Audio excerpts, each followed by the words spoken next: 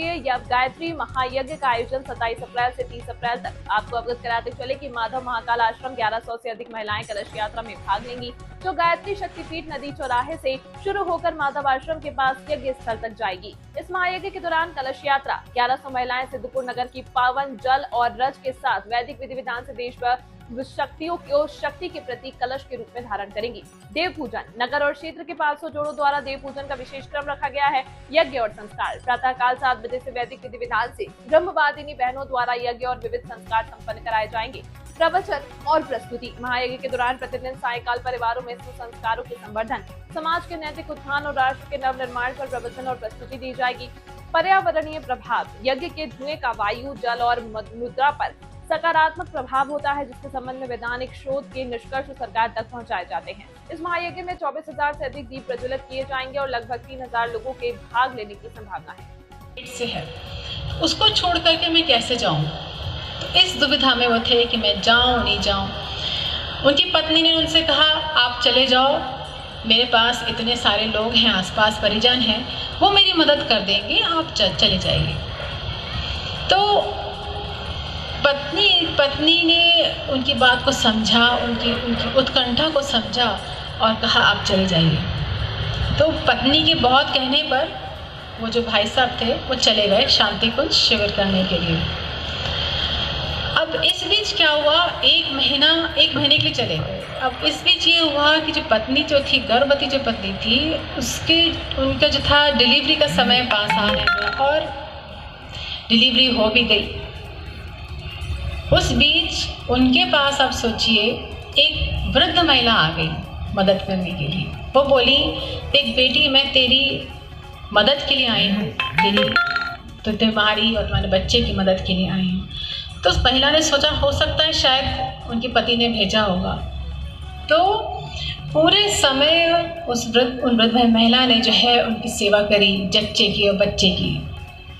जब 1 महीना पूरे होने को आया तो वो वृद्ध महिला बोली कि अब मेरे जाने का समय आ रहा है, अब मैं जाऊंगी, मेरे और भी काम है। और उनके पतिदेव का भी आने का समय हो रहा था। तो ऐसा ही हुआ, पतिदेव आ गए और जो महिला थी, वो वृद्ध महिला थी, वो चली गई। वो बोली, अब तुम स्वस्थ हो गई हो, मैं जा रही हूँ, और वो चली गई।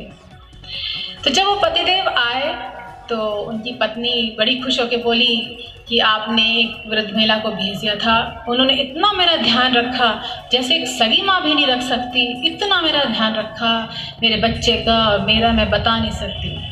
तो पति जो थे वो चौंक गए कि मैंने तो किसी वृद्ध महिला को भेजा ही नहीं था, तो कौन आई थी? वो भी अचंभित रह गई कि नहीं, वो तो पूरा महीना भर रही है मेरे साथ। फिर बाद में जो पति जो थे, उन्होंने एक गुरुजी माता जी का चित्र निकाला। वो महिला ने जो है कभी शांति कुंज नहीं गई थी, गुरुजी माता जी को उसने देखा नहीं था।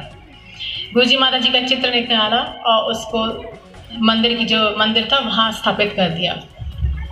तो वो महिला एकदम चौंक गई कि अरे, यही तो वो महिला थी जो मेरे घर में थी, यही तो थी जो मेरी सेवा कर रही थी। वो भी चौंक रहे, अरे साक्षात वंदे माता जी जो थी, उन्होंने सारी उनकी मदद करी, रक्षा करी। मतलब आप सोच सकते हैं सूक्ष्म रूप में आके उन्होंने इस तरह से किया। वो दोनों पति पत्नी आंसू बहाते रहे कि देखो हम कैसे कैसे कृतकृत होकर रोते रहे पूरे टाइम। कितनी देखिए कैसे ऐसे अनेकों प्रसंग हैं जिसमें वंदे माता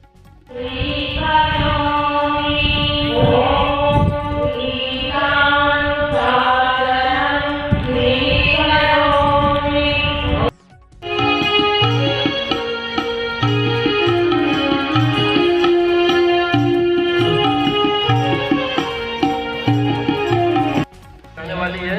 तो रास्ते में जो गाड़ी लगी है, कृपया करके वो गाड़ी हटा दें आप। धन्यवाद।